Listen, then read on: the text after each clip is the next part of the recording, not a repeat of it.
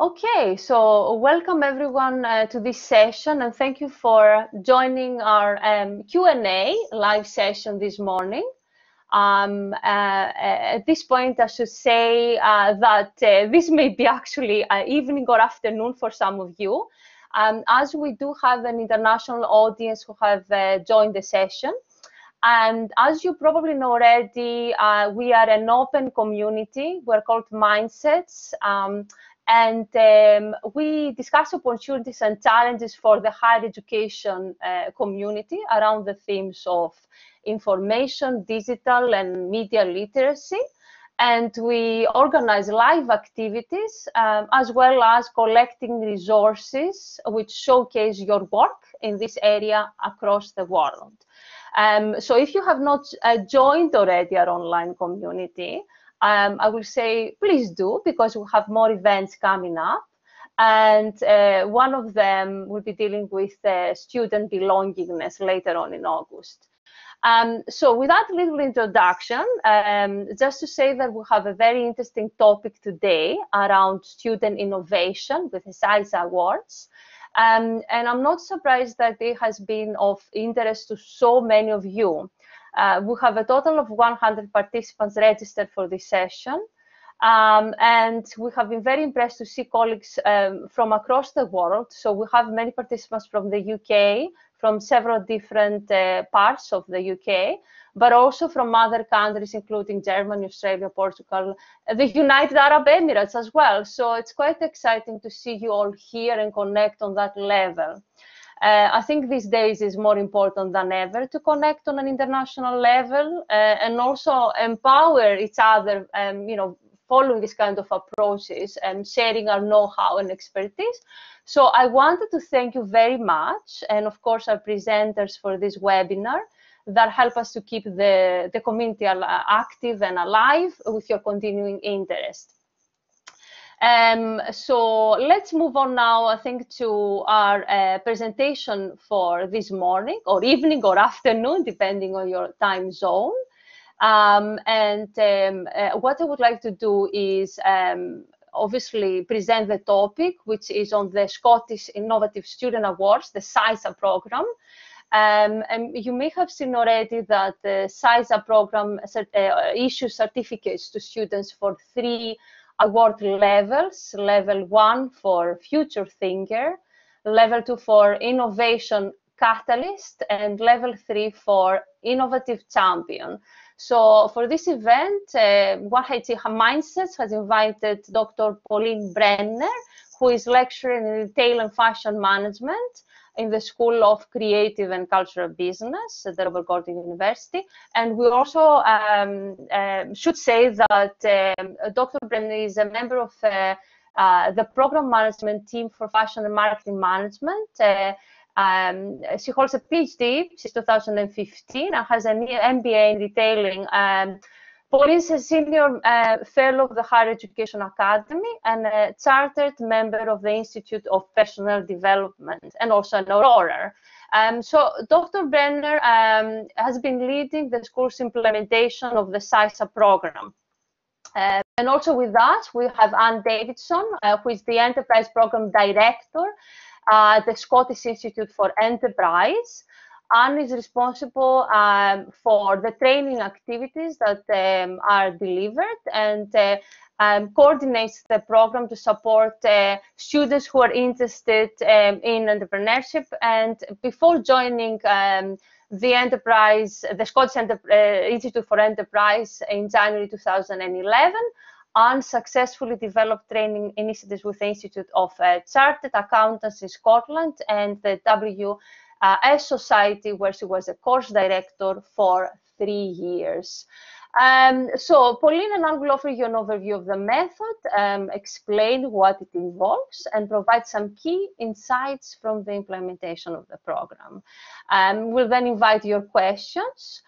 So now over to you first, Pauline, to tell us a little bit about your experiences implementing the SISA program within the university. Over to you, Pauline. Thanks, Dina. Thanks for your introductions, and thank you on behalf of both of us for inviting us here today to talk about SISA.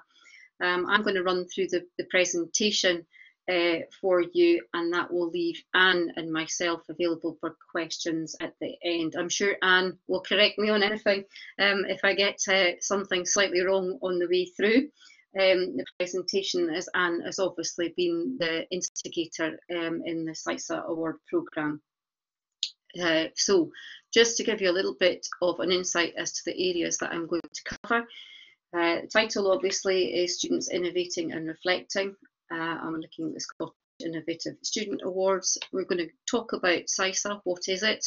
We're going to talk about how we've incorporated it, particularly within my school, which is the School of Creative and Cultural Business at Robert Gordon University, and how we're implementing it across the university now. And we're going to talk a little bit about student enhancement. And Dina has already mentioned, thank you, that the vids will be available and a case study will be available at the end, and there's a lot more rich detail in there for you to look at. So moving on to SISA. SISA is a 3-tiered Scottish Innovative Student Awards programme, and it is obviously from the Scottish Institute of Enterprise. Now, it develops innovation skills in both undergraduate and postgraduate students. And at the Robert Gordon University, the scheme, as I've said, has been integrated into my school, more particularly through the collaboration with Anne and with the accreditation of modules that we have in our degrees. And that's in line with level 1 of the programme, which is the Future Thinker. And we'll come back to that in a bit more detail shortly. So students who are successful can progress through each of those levels, and we'll talk about this as we go through.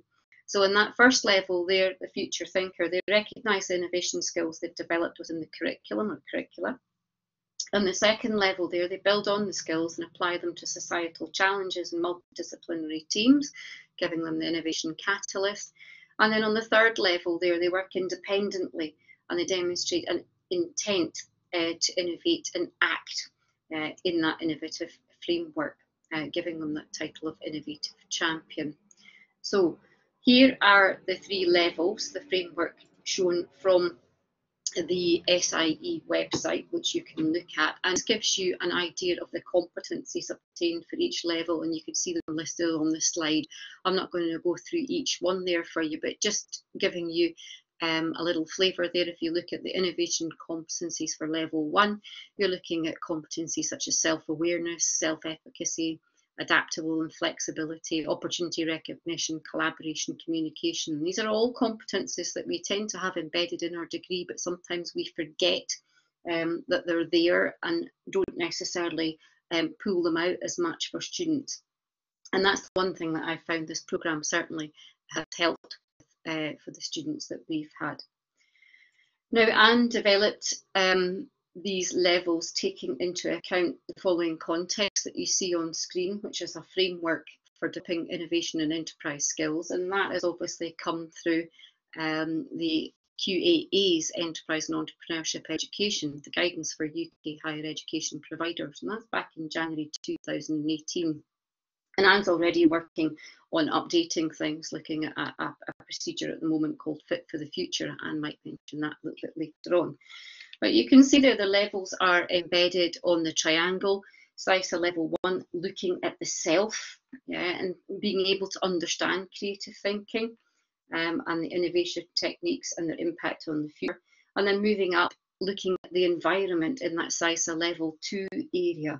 But the learning outcome from there is thinking about the student being able to demonstrate an ability to participate in a structured group task in a multidisciplinary team, apply innovation and foresighting skills, very important, and the use of creative techniques to explore extended problem solving, evaluate ideas and present a proposal in a structured, coherent discussion.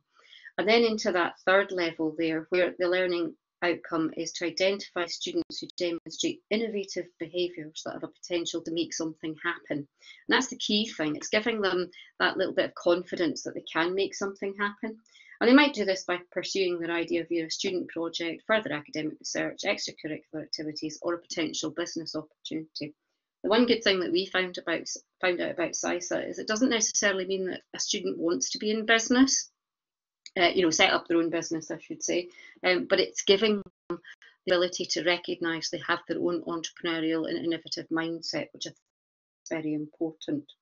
So for us in adopting this collaborative and interdisciplinary practice in the curriculum has supported the development of students' intrinsic competencies and values, as well as developing their development in expanding their awareness of external environments. And as we've said, it links in with the QAA practice there, which is very relevant to us here in the United Kingdom. And more importantly, it also aims to stimulate this whole person education, which is a factor of holistic curriculums, which is something that's becoming much more common. It was an academic called Miller who looked at that recently in 2019. So just to move on, just to give you a little bit more of a flavour of each of the levels here, the Future Thinker level is achieved via a workshop delivered by Anne, if you wish her to come to the university and do that. Or in our case, we have now got a number of accredited modules within our degrees.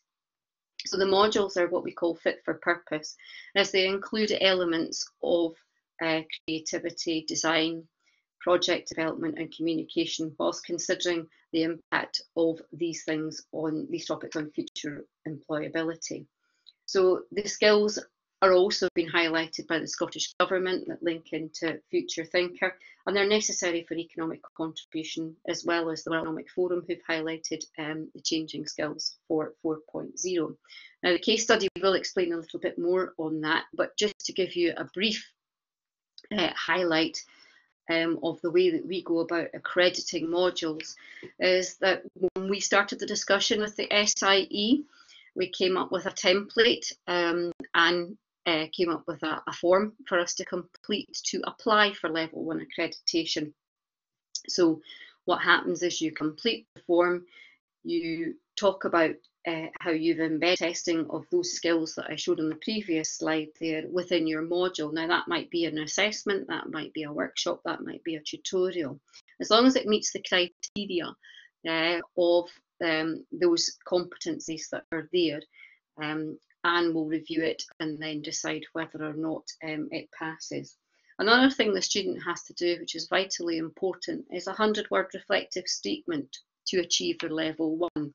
So they'll be doing a level 1 during their module, then they have to go on and complete a 100-word reflective statement. And that reflective statement will ask them, what new thing did you learn and how does that relate to the future and your future? And that's very important because it's giving the student that moment after going through the session to say to themselves, right, okay, what have I learned from this? What do I need to take forward? And that is exceptionally important. And we find that that works really, really well with students.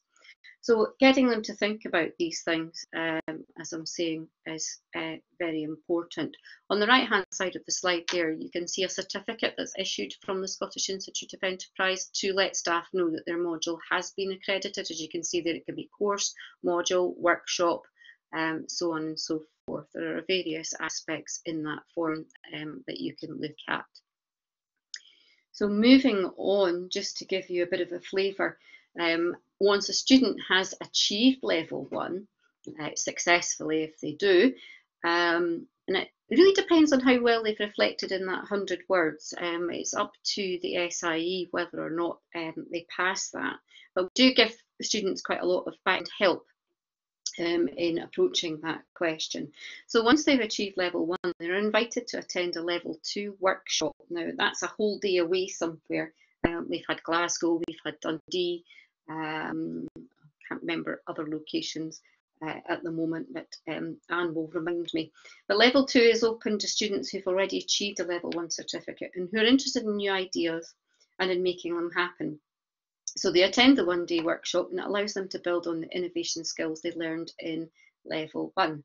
So Anne facilitates these sessions. I think the last one we had, I think it was about 120 students there. And the focus this year was very much on the UN Sustainable Goals. Now, students work in multidisciplinary teams and they're not known to one another. That's the important thing. Where scenarios are set with signals designed to engender a futurati mindset in relation to problems the students see arising in the future, and more importantly, how they can solve them. And then they'll take signal groupings they'll take the signal groupings that they've been given. Signals are things that the SIE have looked out in advance of the session, things that they know that will make people think about things, very thought-provoking. And then the students in their teams will think about the solutions. So, for example, looking here at an assisted bathroom or toilet being created for the older generation, that may actually, measure and so on. And then there was a social network swap shop taking into account a number of issues of the environment, fashion, wastage, so on and so forth, being by another team there. Now, these workshops, when students go, the students from all universities across Scotland attend. They receive great feedback from our school and now within the wider community. And I think it's the same for any student from any other university that's attended. Oh, I'm heading on, clicking the wrong button there. One of the key things that Anne does talk about quite specifically are these big shifts, and you're looking at the big shifts in society, considering the macro environment. So there's a little bit of a PESTEL framework in there, but it's catalysed in a different manner, which is what I quite like as well. So the teams are encouraged to look 5 years ahead and then 10 years ahead. Now here we see an example of fitness.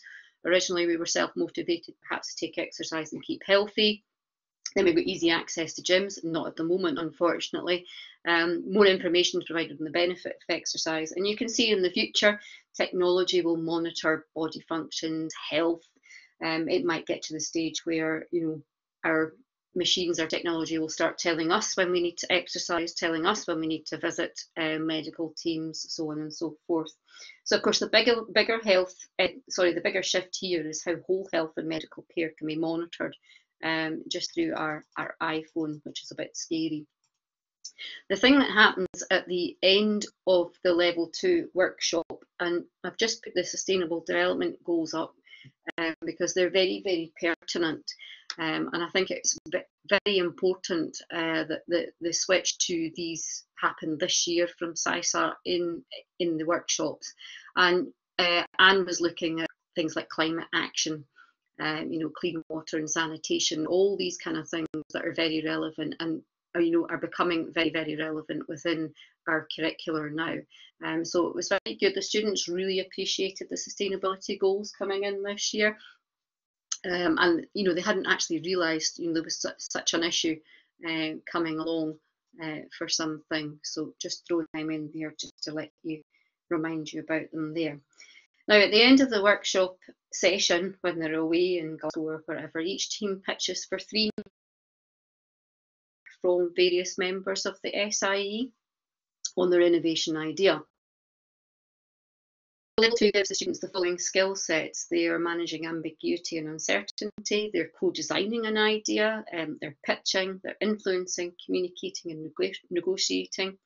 They're being innovative and coming up with an intuitive decision making, and they're also thinking about civic responsibility. And I think that's one of the key things that's very hard to develop in a curriculum without having something that's external that brings together people from all different communities. And that's one of the key things about the workshops. There we are on the next slide there, just showing you the skills that I just mentioned. And that was a cohort of students that attended from Robert Gordon University. I think that was last year, receiving their certificates at the end of the day. Now, in terms of enhancement, it's important to find out what the students think about these things. And this was one of our second year fashion management students who attended the workshop in February in Dundee. And the things that she highlighted were she felt she was very much more able to think innovatively. She was very conscious that she was being given new ways of doing things. She was very conscious about pollution and climate change and the impacts on fashion, and it's making her think about how she should be creating a new fashion feeling. So as a first year student, that's very important because it's embedding something quite key for her early on in her degree that she may carry on as she works through her degree, and then at 4th year perhaps pick a research topic, dissertation project that will look at something like that a bit more specifically, which is what industry is needing. So we've got time to to think about her ideas. Now, level 3 is the innovative champion. And that's an individual level, and that's very important because at this particular point it's almost getting towards that strategic level. Here they're given a set of materials to work with once they've achieved level 2, and they can apply to become an innovative champion. You can see the competencies there on the left hand side of the screen, and you can see a sort of excerpt of the sheet that they are completing. So they're having to think about things like drivers of change, what your innovation is going to be, what kind of signals, things that are going to be important, that are going to be impactful idea, what kind of emerging expectations they're going to be, who's it going to impact on, and thinking about personalising the future. So more importantly for us as educators, we found at RGU, this is the real area where a student is really focusing on that whole person education ethos, and that is that factor of the holistic curriculum. So in adopting the SISA model, it's acting as an enabler to that whole person education, making the curriculum more holistic. It's making students take responsibility for their own lifelong learning as well by doing this, because it's an add-on, it's an added value. They don't have to do it, but we encourage them that it's very important to do this. And it also, in doing it, highlights the growing need for collaborative practices, which have become more important with COVID. Communication, cognitive and problem-solving skills in this 4.0 professional workplace. And there's research being conducted on that.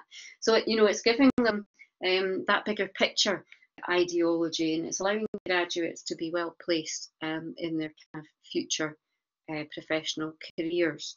So one of the outputs that Anne does and the team at the SIE is produce posters. The posters are too big to fit on one slide for you to let you see it clearly, but this is an example of a level 3 entry, and they've got 3 artifacts in place here. So they've got retail stores should be earning an ethical code of practice. It's thinking about the environment for the future.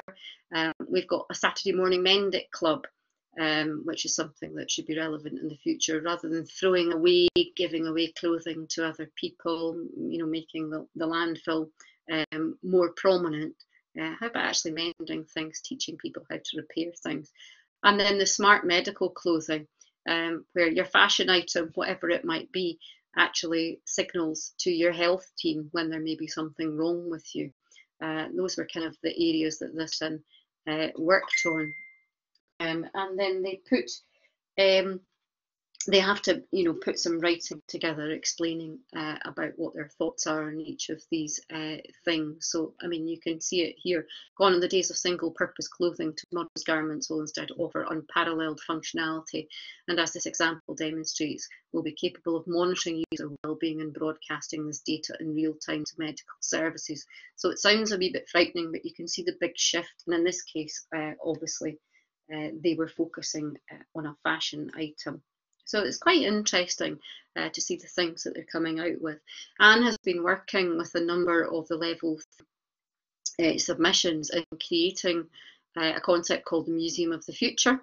I'm quite excited about that, and we're presenting a little bit on that at a future conference. Anne may mention a little bit about the Museum of the Future when we come to questions.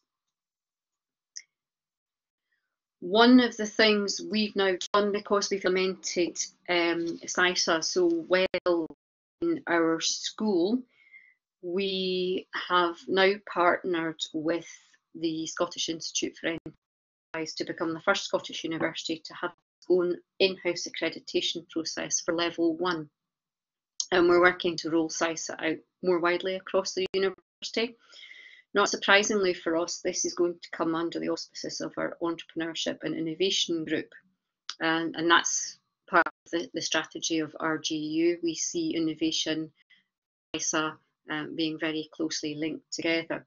This is a comment from our head of the Entrepreneurship and Innovation Group, just talking about skills.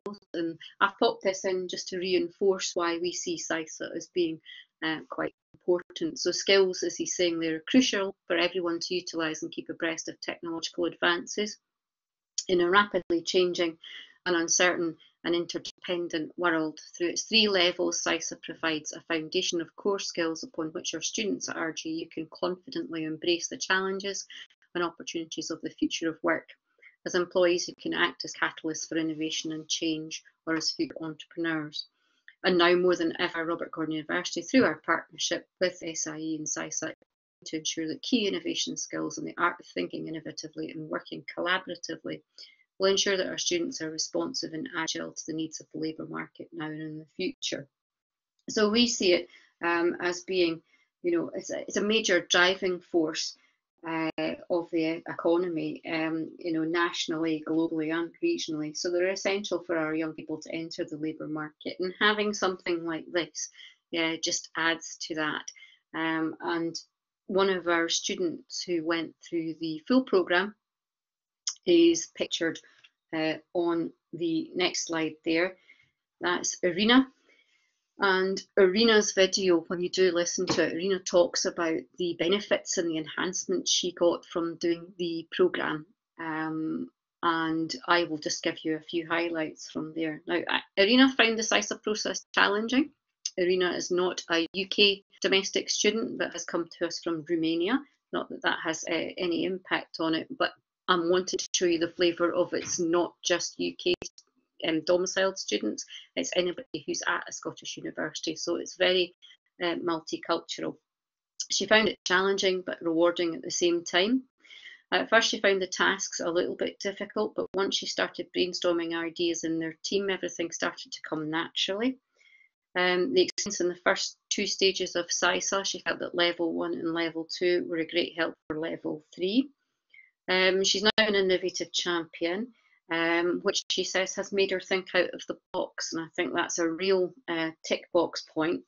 Not only coming up with the issues, but coming up with solutions for the issues. And the one important thing, or a couple of important things just to finalise there, it made her think about the future. And she realised it wasn't that far away, and it wasn't that intangible either.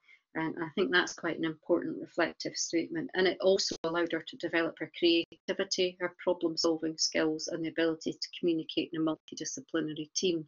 And I think that's vitally important. She's ended up saying, the skills are a great addition to her CV, and she feels participating in SISA will give her an advantage in a competitive recruitment market. So it's very important. She's seen the additional skill set that she's achieving in that holistic manner as being vitally important in setting her out above the others, as well as giving her that more well-rounded whole person education. So just in a short space of time, the process is there for universities to join. I think it's Scottish universities only, and we'll clarify that. But it brings benefits to the curricular and a cross-discipline approach, and it enhances the student-learner journey without the shadow of a doubt.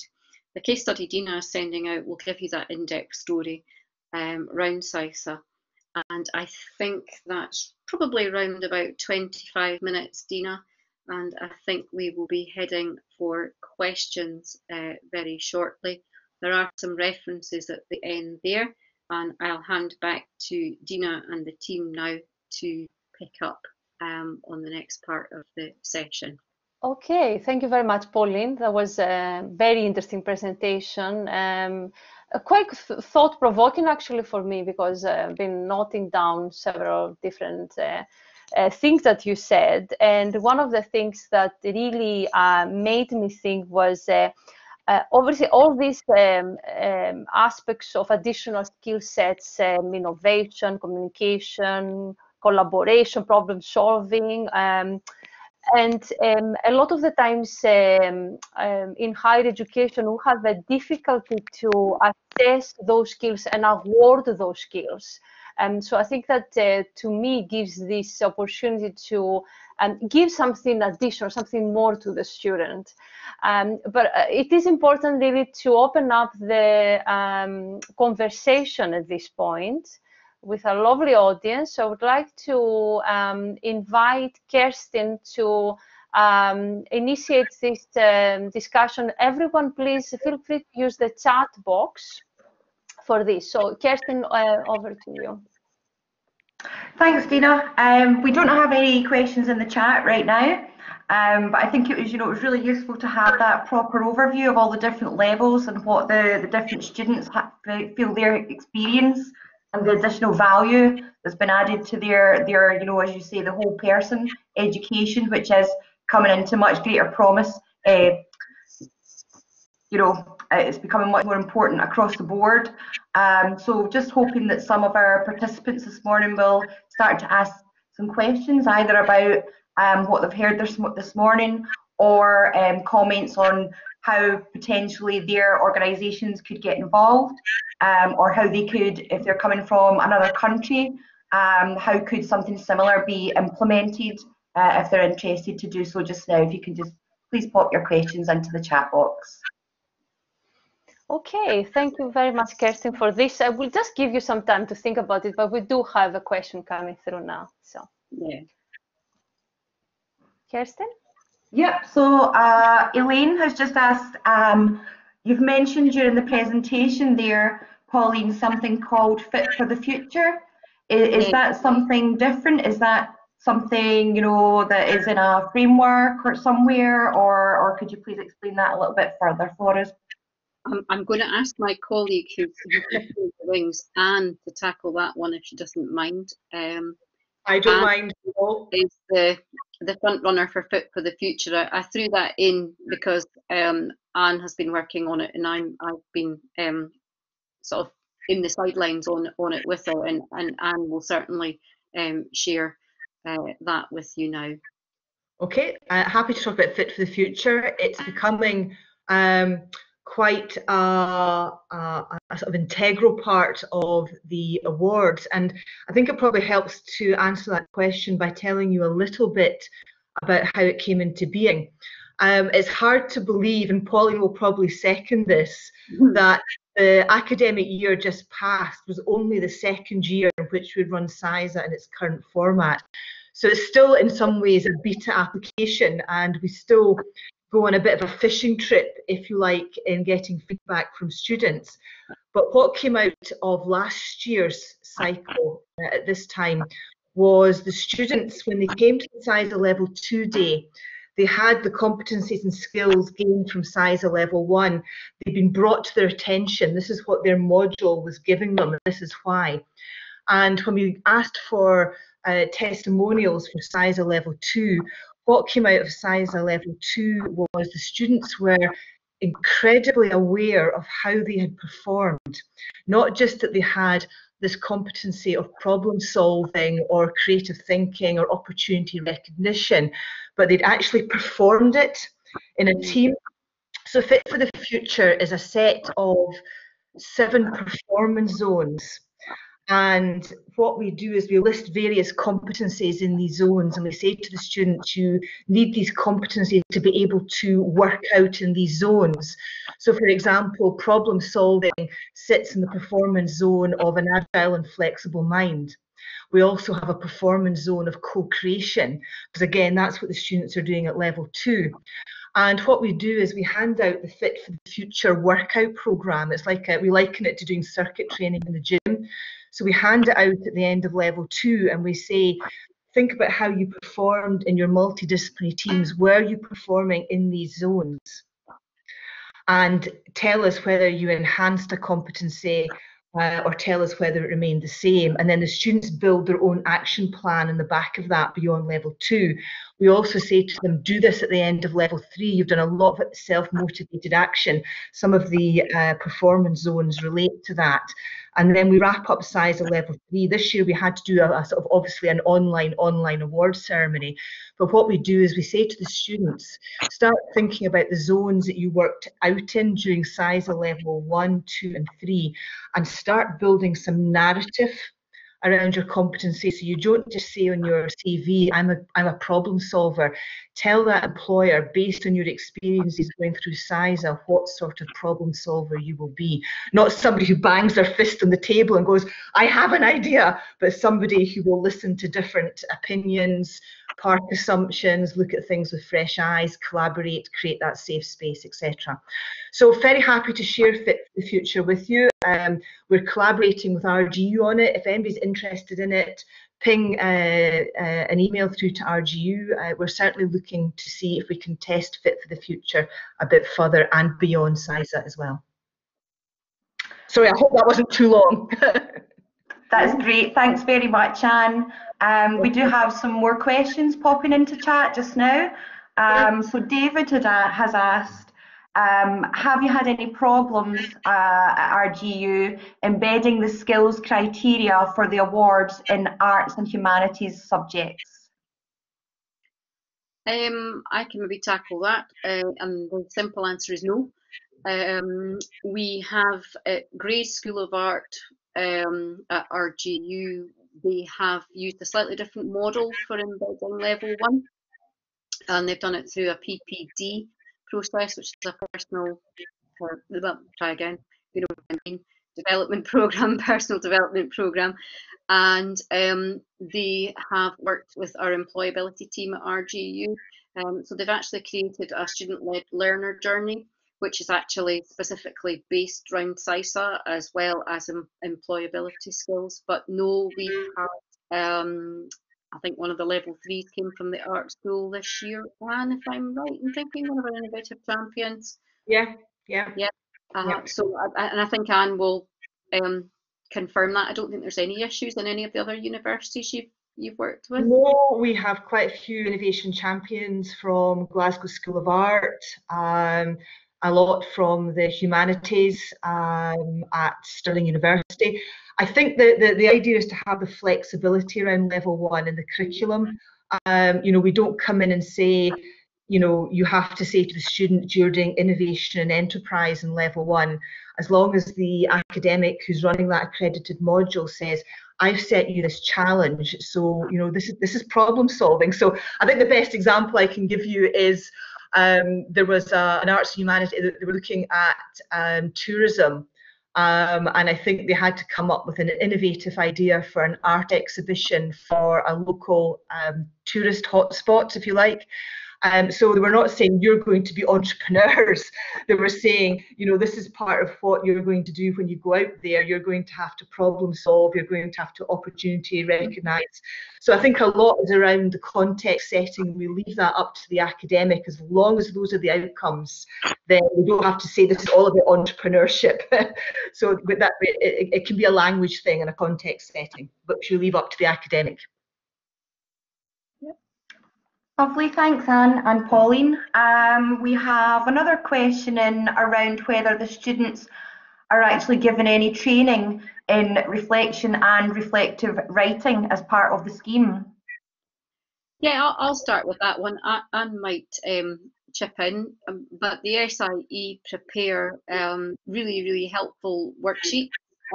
They've broken down the 100-word reflective statement into 3 separate parts for us. So a member of staff has access to all of that, you know, with once their module is accredited. They're given, ANZAC and the team have been working on other materials for kind of the shift to online as well. So we get a range of materials from the Scottish Institute for Enterprise that's just available and there for us to use. Looking specifically at the 100 words and sort of, you know, making students reflect more specifically and not trying to get them just to answer with one word. You know, I read a book for this, that and the other is Anne's favourite one of how not to do it. Yeah, the other thing we've added in this year, because we are now going to be accrediting level 1 in-house at RGU, we now have a grading grid in place which has, you know, gone through SIE approval as well. Which, you know, gives us that flexibility and gives the student a bit of an idea of what they're looking for. But we use, you know, the worksheets that are there. Anne, I think you would agree or add to. Yeah, I think one of the things we're quite keen to do is not spoon feed the students too much. We want this to be quite a sort of natural reflection of what they got out level 1 and indeed level 2. So we do give them some guidance. The students seem to, the majority of students seem able to do it based on the guidance that we do give them. Pauline's heard me saying this before. where students are asked to resubmit their application for level 1 is where I think they assume that I am a piece of AI sitting, just saying, oh, somebody's put a certificate in, bang, they get it. They don't actually sometimes realise there's a real person assessing this at the end. So you can always tell that when you get the application in, but they do get a chance to resubmit. Lovely, thank you. And could you also tell us whether it's necessary to do any teacher training for the programme to work? Again, I'll start off with that one. We have had quite a bit of what you'd call training. We've had training sessions go on in different ways at RGU. So we've actually had Ann run staff workshops where they see the SISA methodology in operation, and actually take part and do some of the signals and the future thinking and developing the mindset. The last one we did looked at teaching and learning for the future, and that came up with really interesting things. The use of space in universities, for example. Why do we have these great big lecture rooms when we don't really maybe need them anymore? And how learning takes place in more comfortable surroundings than what we have at the moment, and more personal surroundings. So that was a bit of a thing. We also get teacher training packs from the SIE.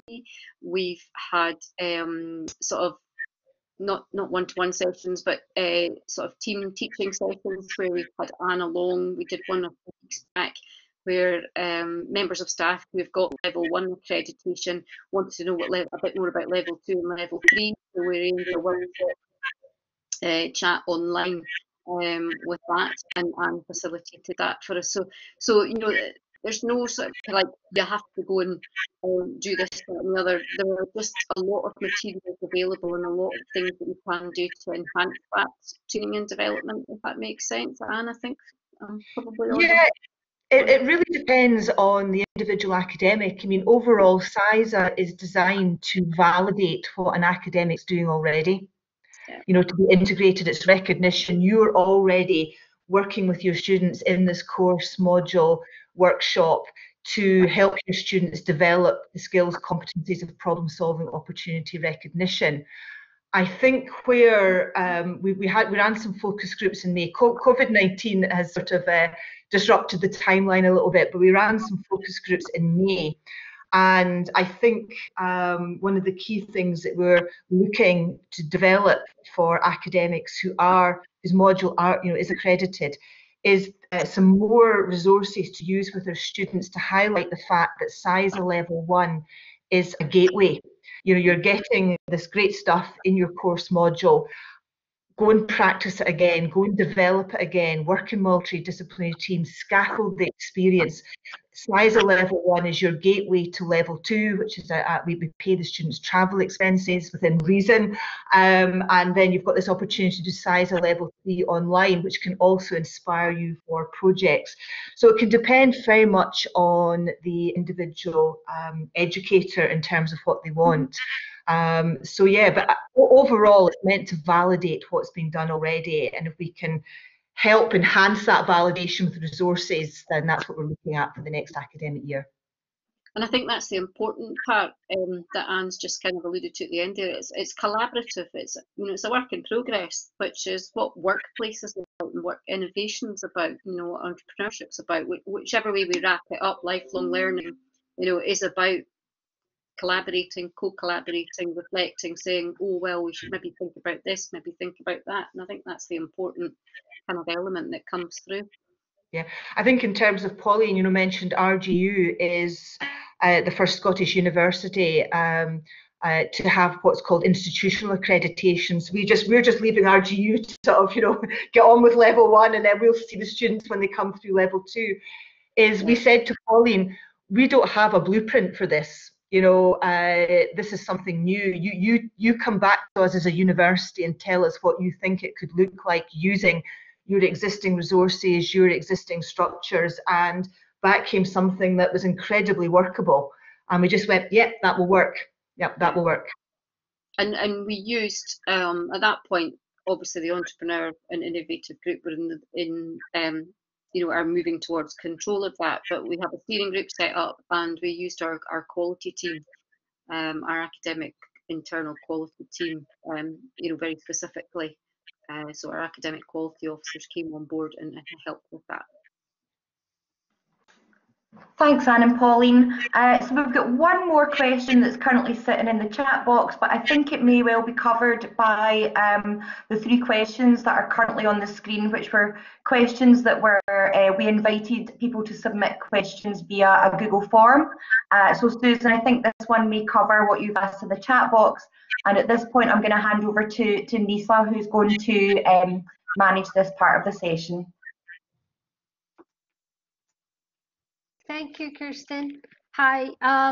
Okay, the next 3 question was selected from a series of questions sent via the member through the invitation. These questions are mainly strategic ones, and it's mainly for Anne. So the first one would be, would SIE be open to collaborate with international organizations outside of Scotland to offer SISA certification? The broad answer to that is yes. It was very much on our radar for looking at over the summer.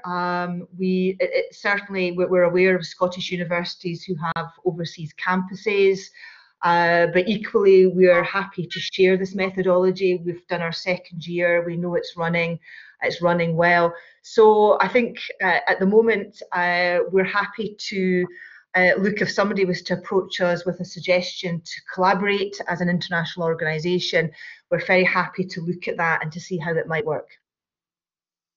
Okay, thank you for that. And the second question is related to the role of university libraries. Can university libraries offer information literacy or digital literacy skills, non-credit modules for students take part in the SISA certification program? Pauline, are you happy for me to take that? Oh, yes, I think so. Okay. Effectively, any curriculum-based or non-curriculum-based learning intervention can be accredited. So we actually do accredit for SISA purposes a lot of non-credit courses, if you like. So we're just in the process of signing off some accreditations for summer startup schools, etc. The key thing is that the students at the end of the sort of learning offering, if you like, could answer the question, and that if you like, literacy, digital literary skills are helping students enhance their problem solving skills, etc., and their communication skills. So that's going to be quite a pertinent element going forward, because last year we had in our terms and conditions for accreditation that effectively we wanted the bulk of the learning outcomes to be achieved through face-to-face teaching. Now, of course, that's not going to happen this year. So we've changed our terms and conditions to reflect that a lot of stuff will be blended learning or online. So really the key thing for that second part there is, will the students be working to enhance some of the SISA level 1 competencies and able to answer the SISA level 1 question. So anything that's going online effectively can be accredited if it is developing a student's skills and competencies in line with SISA level 1. So yes, absolutely, it's very much a case of somebody who's running that, looking at their offering and saying, well, actually, I think I could fill out the accreditation form and ticking all those boxes. Yeah, okay, I mean, thank you. Briefly, sorry, we've got one at RGU, which is called Purple Wednesdays, and it's a journalism newscast broadcasting thing that's run by one of our colleagues, and that's accredited, and that's not in a degree or anything like that. So I was just throwing that into the mix.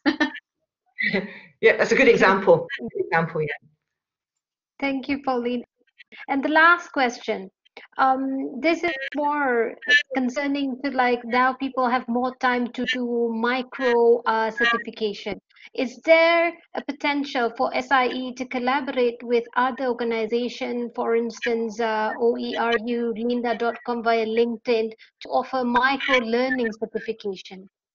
Yes, absolutely. At the moment, funnily enough, as I said, this was the last academic year was only the second year that we had run SISA in its current format, and its third year, full stop. And we practice what we preach. We go out and prototype. And one student said to me, "Do you know how many personal development programs we get coming into our inbox?" So just at the start of last academic year, we did start to talk about SISA in each level being a micro-credential. That, don't just think of this as an award, but think of it as a micro-credential.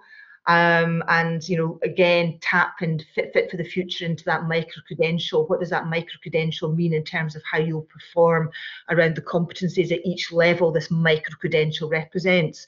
So we are now starting to talk about each of the levels of SISA as being a micro-credential.